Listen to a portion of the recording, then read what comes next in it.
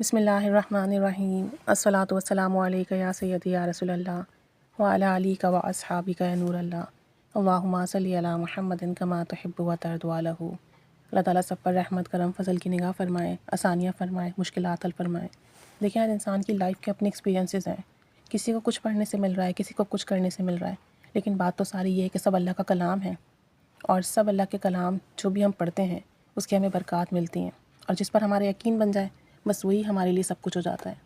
اب یہ صاحب بتاتے ہیں کہ میں نے اپنا لائسنس بنوانا تھا، ڈرائیونگ لائسنس، اور ایک کے بعد ایک مشکل آ رہی تھی، بہرحال لیکن مجھے بنوانا تو تھا، مجھے بہت ضرورت تھی۔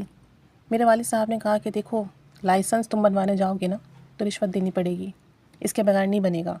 میں نے کہا کہ یہ صحیح کام نہیں ہے، انشاءاللہ تعالی رشوت دیے بغیر ہی میں اپنا لائسنس بنواؤں گا۔ کہتے ہیں کہ اگر نہ بنا تو بغیر لائسنس کی ہی میں گاڑی چلاتا رہوں گا، لیکن میں رشوت نہیں دوں گا۔ تو بہرحال نیت اچھی تھی اور یہ تھا کہ گناہ کا کام نہیں کروں گا، تو اللہ تعالیٰ نے بڑی مدد کی۔ بتاتے ہیں کہ جس دن مجھے لائسنس بنوانے جانا تھا اس رات میں نے کثرت سے انمول خزانہ نمبر 2 پڑھا، جب تک نیند نہیں آئی میں پڑھتا رہا، اور جو ٹریفک کے رولز تھے، سگنلز کے رولز تھے، جو بھی چیزیں تھیں ان کو میں نے یاد بھی کر لیا تھا انٹرویو کے لیے۔ اب دوسرے دن میرا انٹرویو تھا لائسنس کے لیے، میں گیا تو انہوں نے مجھ سے مختلف کویشچنس کیے، سگنلز کے حوالے سے، ٹریفک کے رولز کے حوالے سے، میں نے جواب دے دیے، سارے سوالوں کے جواب صحیح دیے الحمدللہ۔ اس کے بعد انہوں نے گاڑی کی ڈرائیونگ کا ٹیسٹ لیا۔ اب میں ٹھیک طرح سے بالکل ڈرائیو کرتا رہا، لیکن آخری بار گاڑی مجھ سے بیک کرتے وقت ایک کونے کے ساتھ لگ گئی۔ اب جب ایسا ہوا نا تو جو ہمارا انسٹرکٹر تھا، آفیسر تھا، وہ مجھ سے کہنے لگا بیٹھ جاؤ، تمہاری سلیکشن ہونا مشکل ہے۔ کہتے ہیں کہ میں بیٹھ کر مسلسل انمول خزانہ نمبر 2 پڑھتا رہا۔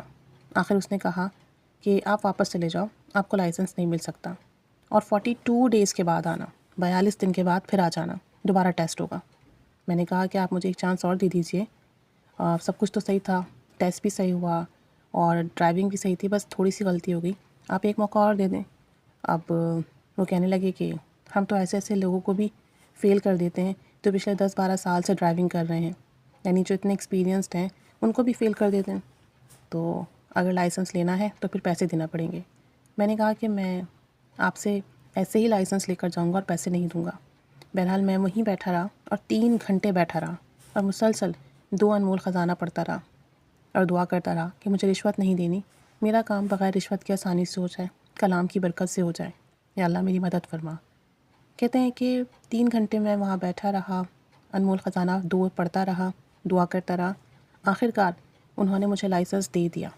اور میرے ساتھ ایک لڑکا تھا، اس نے 1000 روپے دے کر لائسنس بنوایا، جبکہ میں نے بالکل فری میں انمول نمبر خزانہ 2 پڑھنے کی برکت سے اپنا لائسنس بنوا لیا۔ اور مزید بتانے لگے کہ میری ایڑی میں تکلیف رہتی ہے، کافی درد تھا، اور اس کی وجہ سے میں زیادہ دیر کھڑا نہیں ہو سکتا۔ اب مجھے پاؤں کی ایڑی میں اتنی زیادہ تکلیف ہوتی کہ میں کیا بتاؤں۔ کہتے ہیں کہ میں باہر ملک میں تھا، وہاں میں نے چیک اپ بھی کرایا، تو ڈاکٹر نے میرے ایکس رے وغیرہ کیے اور کہا کہ آپ کی جو بون ہے وہ تھوڑی سی بریک ہے، تو اس میں کریک آیا ہوا ہے آپ کی جو بون ہے، تو جس کی وجہ سے آپ کو موومنٹ میں تکلیف ہوتی ہے، جب بھی آپ موومنٹ کرتے ہیں تو آپ کی جو ہیل ہے، ایڑی ہے، اس میں درد ہوتا ہے۔ میں نے پوچھا اس کا حل بتائیے۔ کہنے لگے ایک جوتا ہے، اسے آپ 24 آورس مسلسل پہنے رہیے گا، بس نہاتے وقت اسے اتاریے گا، انشاءاللہ تعالیٰ آپ کی تکلیف ٹھیک ہو جائے گی۔ کہتے ہیں کہ میں نے وہ شوز خریدے، کافی دن استعمال کیے، لیکن جو تکلیف تھی اس میں کمی نہیں آئی، کوئی فرق نہیں پڑا۔ کہتے ہیں میں پھر ڈاکٹر کے پاس گیا اور میں نے ان سے کہا کہ مجھے کوئی تکلیف میں فرق نہیں آیا، میں کیا کروں؟ تو ڈاکٹر نے کہا کہ اس کا پھر دوسرا حل سرجری ہے، آپ کو سرجری کروانی پڑے گی، اور آپ کی ایڑی میں پھر ہم ایک اسکرو لگا دیں گے اور اس کے بعد پھر آپ کا درد ختم ہو جائے گا، لیکن کوئی گارنٹی نہیں ہے۔ بہت سے پیشنٹ ایسے بھی ہیں کہ جن کی سرجری ہوئی اس کے بعد بھی ان کی تکلیف نہیں گئی، تو بس آپ کہیں تو آپ کی سرجری کر سکتے ہیں، اور تو کوئی حل نہیں ہے۔ کہتے ہیں کہ میں سرجری نہیں کروانا چاہتا تھا، کوئی گارنٹی بھی نہیں تھی، پیسے بھی الگ خرچ ہوتے، تکلیف بھی برداشت کرنی پڑتی، اور اگر اس کے بعد بھی تکلیف ٹھیک نہ ہوتی تو پھر کہاں جاتا۔ کہتے ہیں مجھے سرجری کے چکروں میں نہیں پڑنا تھا، بس میں نے وضو کرنے کے اور وضو کے بعد 3 گھٹ پینے کے فضائل سن رکھے تھے۔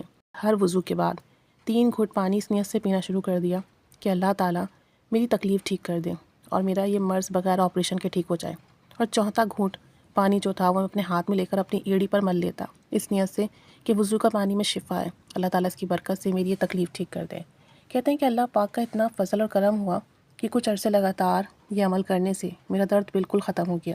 میری ایڑی کی تکلیف، جو ہیل کی تکلیف تھی، وہ بالکل ٹھیک ہو گئی۔ نہ اب کھڑے ہونے میں مسئلہ ہوتا ہے، نہ چلنے میں، نہ ہی پیر کی موومنٹ میں مجھے کوئی تکلیف ہوتی ہے۔ اور اتنی بڑی تکلیف جو سرجری کے بغیر ٹھیک نہ ہونی تھی، اللہ کریم نے وضو کے پانی کی برکت سے ٹھیک فرما دی۔ تو کہتے ہیں کہ اس میں بڑی شفا ہے۔ آپ کوئی بیماری میں مبتلا ہیں اور بیماری آپ کی ٹھیک نہیں ہو رہی ہے، تو جب بھی آپ وضو کرتے ہیں نماز کے لیے، تو بس وضو کے بعد آخر کے 3 گھونٹ پئیں، اس نیت سے کہ مجھے اس بیماری میں شفا ملے۔ اور اگر کوئی ایسی جگہ ہے جیسے کہ ہاتھ ہے یا منہ ہے، تو آپ اپنے جسم کے اس حصے پر اس پانی کو لگا بھی سکتے ہیں، اسی نیت سے کہ بابرکت پانی ہے، اس سے میری تکلیف ٹھیک ہوگی۔ اور کہتے ہیں کہ سارا دار و مدار نیت کا ہے۔ آپ کی نیتیں جتنی زیادہ اچھی ہوتی ہیں، آپ کو فیض بھی اتنا زیادہ ملتا ہے۔ تو اچھی نیتوں کے ساتھ کام کریں۔ بہرحال اللہ نے ان پر بڑا کرم و فضل فرمایا، اللہ تعالیٰ سب پر رحمت کرم فضل کی نگاہ فرمائے۔ آمین بجاہ النبی الامین صلی اللہ علیہ محمد صلی اللہ علیہ وآلہ وسلم۔ اللہم صلی علی محمد کما تحب و ترضی عنہ۔